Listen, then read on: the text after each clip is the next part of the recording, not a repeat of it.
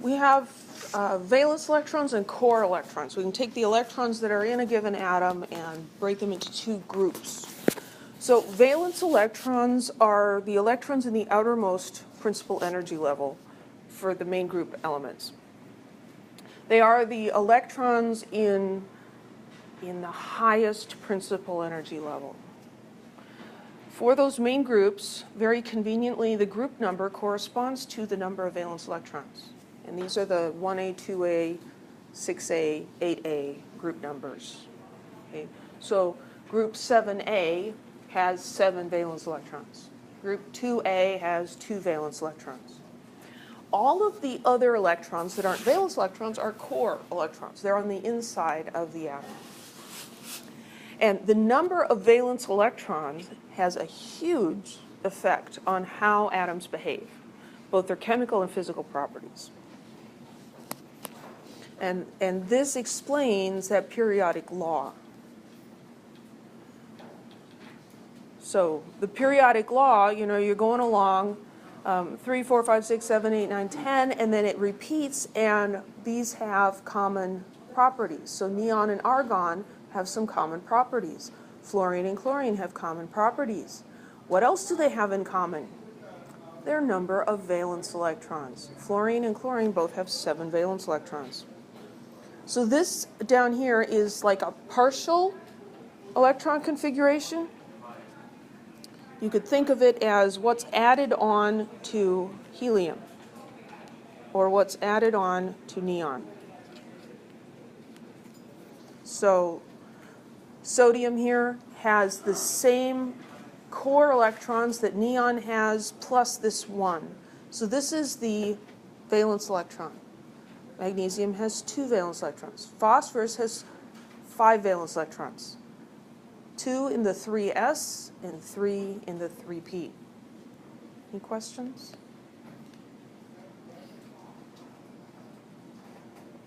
So write an electron configuration for phosphorus. Identify the valence and core electrons.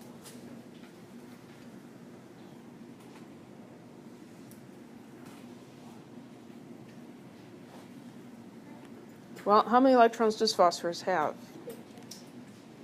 15 electrons. So we'll just start. The first one would be 1s, and so we'll fill that up with 2 electrons. And next is 2s, we'll put 2 electrons in there. Next is 2p. And how many can fit in the p sublevel? 6. So now we're up to 14? 10, sorry.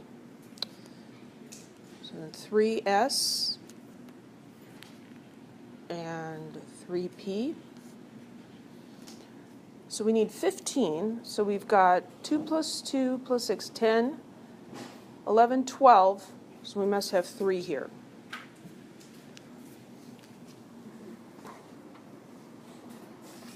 So that's the electron configuration. To identify valence electrons, we're going to look and find the highest principal quantum number. So this is principal quantum number 1, there's 2, and here's 3. So 3 is the highest number. So it's going to be all the sublevels in energy level 3, S and P. So how many valence electrons? 5. So those are the 5 valence electrons. I often call them VE. And then these guys are, there's 10 core electrons.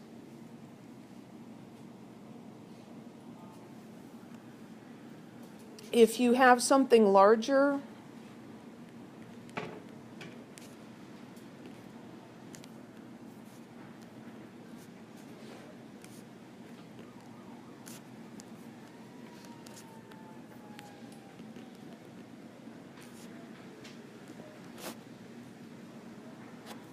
like that.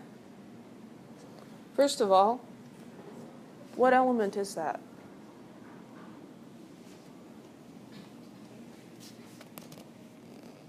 Bromine. BR. 35, right?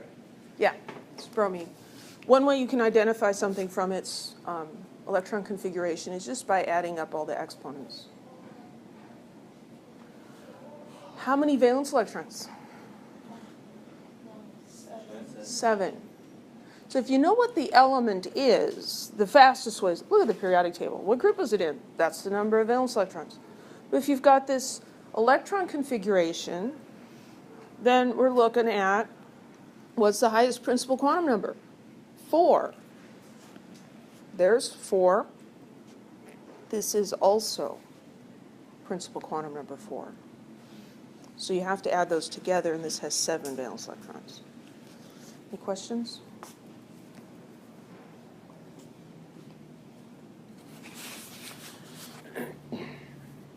The periodic table can be divided into 4 blocks that represent the different types of sublevels, S, P, D, and F.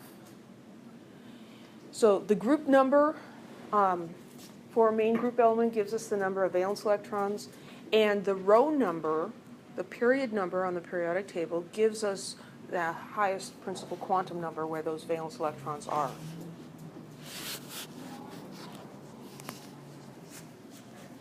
So if we look at the periodic table, this represents the S sublevel, the S block elements. And how many electrons fit in an S sublevel? 2. Look, there's 2 columns. 1, 2. This is the P block. How many electrons in a P sublevel? 6. How many columns? 1, 2, 3, 4, 5, 6. Mind is blown. Mind is blown. Okay, right? D, how many fit? 10. How many columns? 10. F has 14. How many columns? 14. Holy cow. Is that not awesome?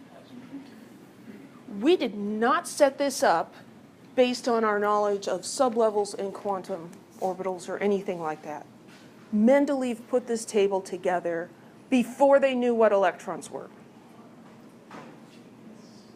based on observations of properties. And it falls into this arrangement. Then years later, come up with this quantum theory to explain stuff, and it just matches up with this. That is freaking awesome, if you ask me.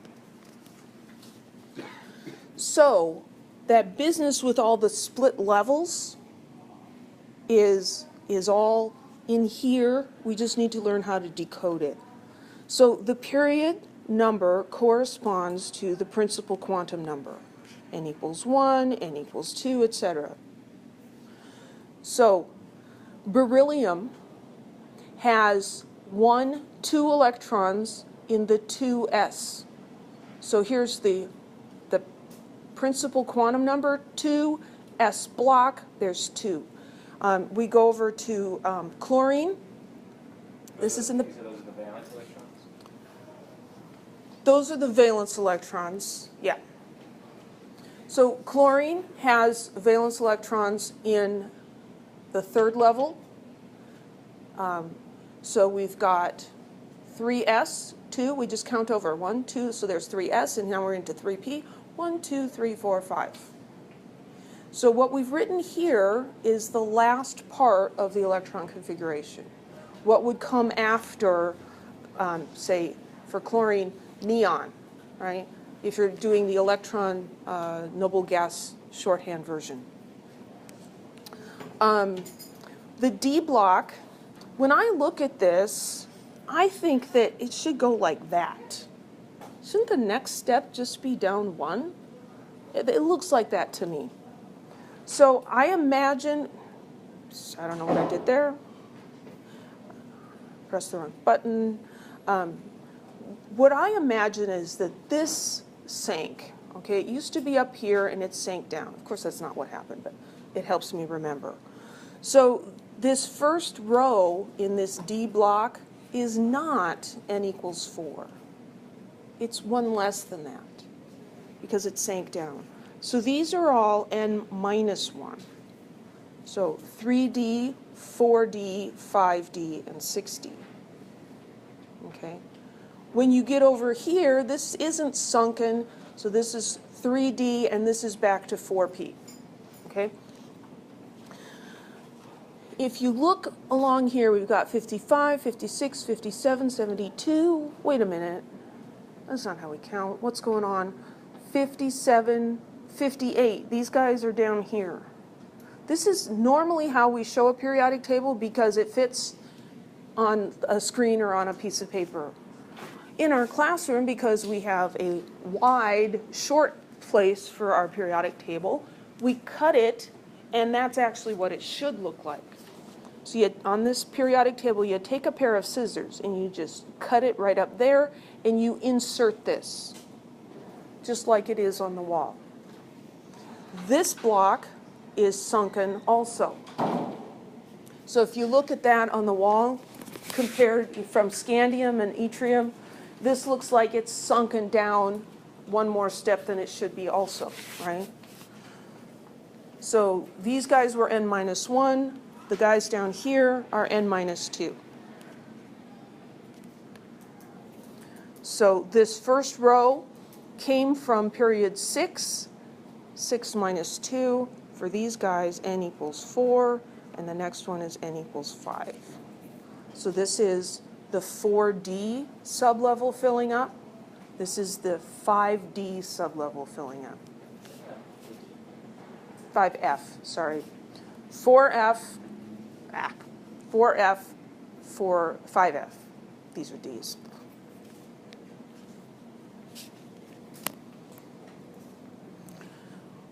When you can see the blocks on here, writing electron configurations become much easier.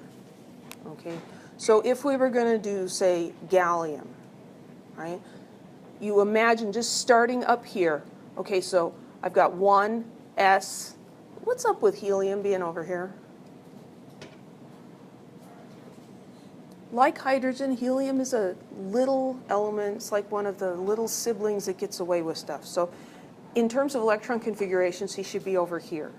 He's kind of like, should be both places. So don't think that he's a P. He belongs over here. He's supposed to be filling up this hole.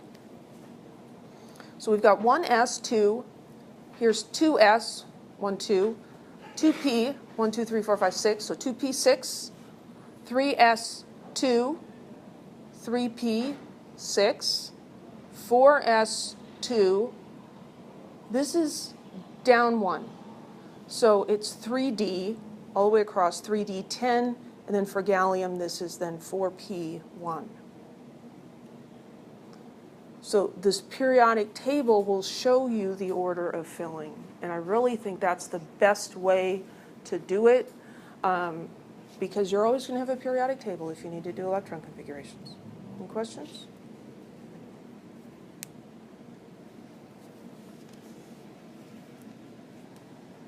So this is an illustration of writing the electron configuration for chlorine. So using the noble gas shorthand method. So if we're doing chlorine, you're just going to go up a row and to the end and find the noble gas before it. So it's neon. And then, so after neon, we've got 3s, 2. And then we go over here, 3p, 1, 2, 3, 4, 5. 3p, 5. Reading the last term of an electron configuration is just like reading off of a grid. So let's say this guy right here. What would be the last term in the electron configuration? 5. This is a p group, and it's over 2. So that's going to be 5p2, its last term. If we were going to do maybe this guy down here, that didn't show up very well. This guy. There we go. What's the last term in his electron configuration?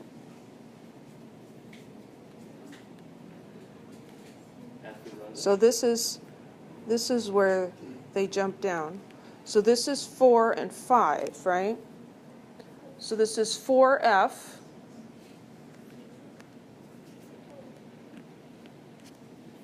Well, this would be 14, 13, 12, 11. Or you can count the other way, but that's tedious. Okay? Questions? Use the periodic table to determine the electron configuration of bismuth. So here's a regular periodic table. First of all, where is bismuth? Way down here. We're going to do the whole thing. It might be a little ugly, huh? It's okay.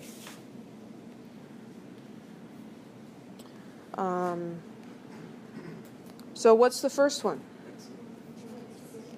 1s2. I'm going to cross these off. Right? So there's 1s2, and then here 2s2.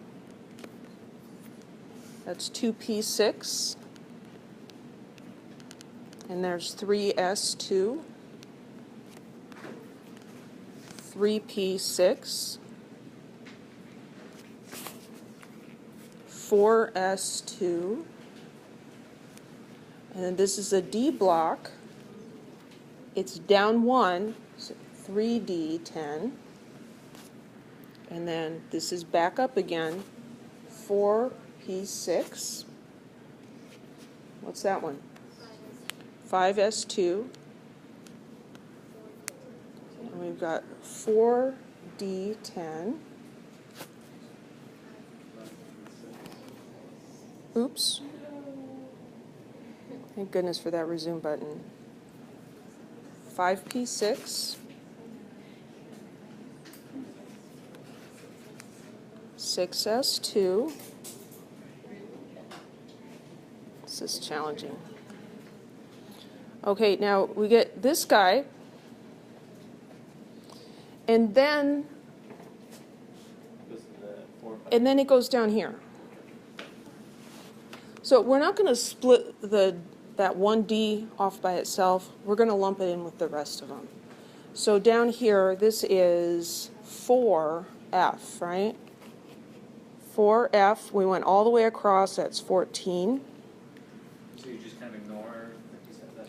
Yeah, you're just going to kind of ignore that because otherwise we'd end up with, what, 5D1, 4F14, 5D9? We need the sublevel to be together. We are simplifying things a little bit for you, so this is one of those things that we're just going to kind of gloss over. So this is 5D10, and then we are into 6P, 1, 2, 3, 1, 2, 3. Would you just write xenon bracket? Yeah, so noble gas version, you've got xenon. Where can I write that? I'll stick it up here. Yeah. Xenon. 6s2, 4f14, 5d. It's not that much.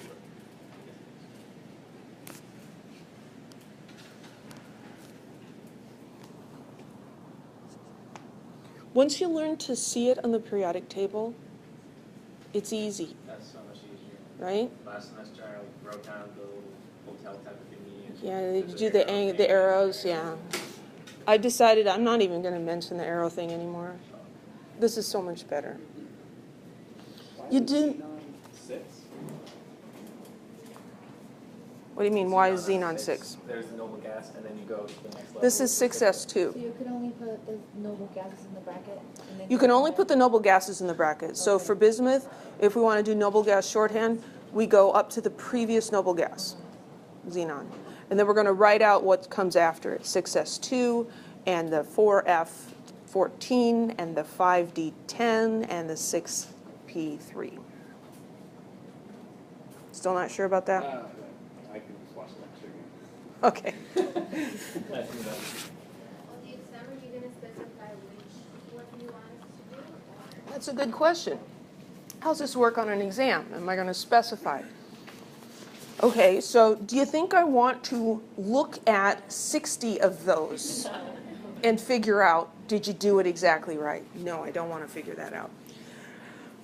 This will be asked as a multiple choice question. You'll have 4 or 5 of those, and you have to pick the correct one. Okay? That's how it'll be. Any other questions? Okay, so now we're going to go back. I moved this practice question from the previous section because I didn't want to do it without using the periodic table. So we're just going to use the periodic table on the wall now and write these electron configurations. So what does chlorine's electron configuration end with? 3p5, right? 3p5. So, I mean, there's different approaches to how you do these. It's kind of up to you what makes sense to you. You could just start at the end and work backwards. 3p5, well, before that, there was 3s2 and 2p6 and 2, oops, don't want that, 2s2 and 1s2. That's an approach. On the periodic table, you can mark stuff off like I did on the previous example.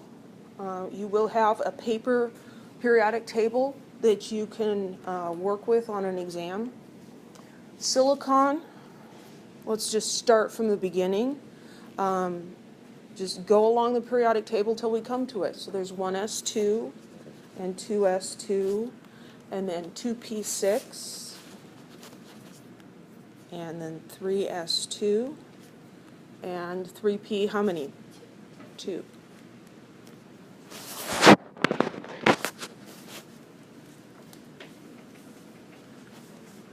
Okay, strontium.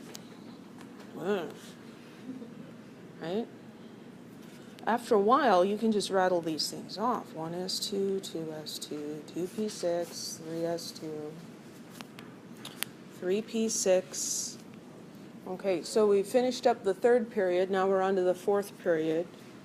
4s2. What comes next? 3d. 10. And it goes over to 4p, and that one's also filled up. And then, so that's the end of the 4th period. Strontium's in the 5th period. 5s2.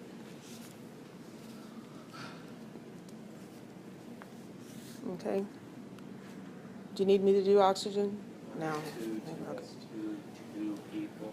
Yeah. Not that, well, it's so small. Why not? 1s2, 2s2, 2p4.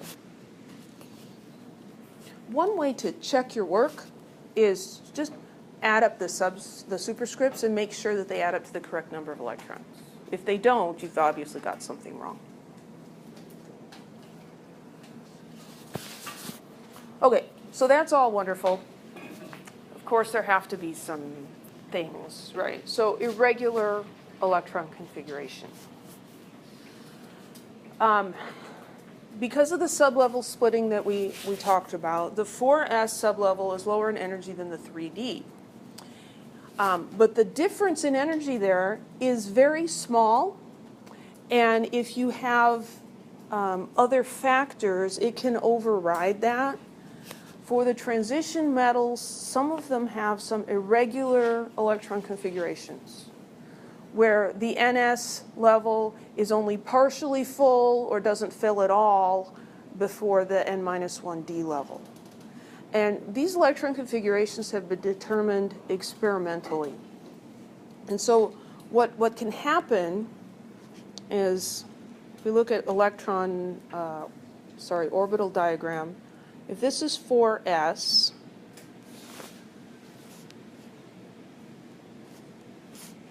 and this is 3d, and let's just come up with a scenario here.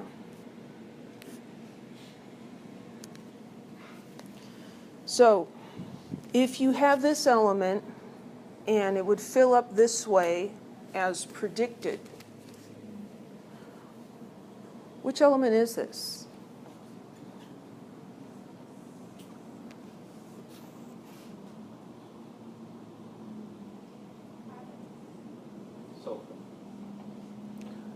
Its electron configuration ends in 3D. Chromium. This is chromium. Well, what actually happens is this electron comes over here. Right now I've got one full sublevel, and this one is like, it's not half full even, it's just like nothing nice, right? So if we take this guy out and move him over here, doesn't that have some nice symmetry? It's like, well, now I've got both of these half full. So in the Quantum Hotel, this is a coupon. It's a Groupon discount kind of thing. You know how those things are? You have to fill these certain requirements and then you save some money. So here we've got two exactly half full sublevels, and so that's actually a little lower in energy than if this electron was over here. Benefit is, all these guys have their own beds, so that's cool.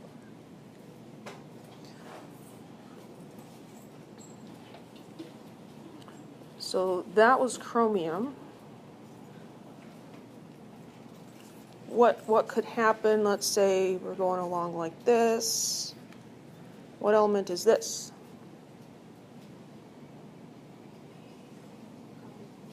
Copper. So again, we've got this like kind of messy thing going on here. Copper is another one where this 4s electron here will come over there. And now we've got a full sublevel and a half full. And there's a discount for that. So this is for irregular. So what is it? We can only find this experimentally, or we're going to be testing? You can only find it experimentally. And for chromium and copper, I have found this way to have it make sense to me. It's not at all scientific. The scientific explanation is that it lowers the energy, but that's kind of complicated to understand. So chromium is expected to do this, 4s2 3d4, but experimentally we find that it's 4s1 3d5, two half-full sublevels. This is lower in energy than that. That's why it actually does this. Copper, we expect 4s2 3d9, but what we actually observe is 4s1 3d10. Molybdenum follows the same pattern as chromium.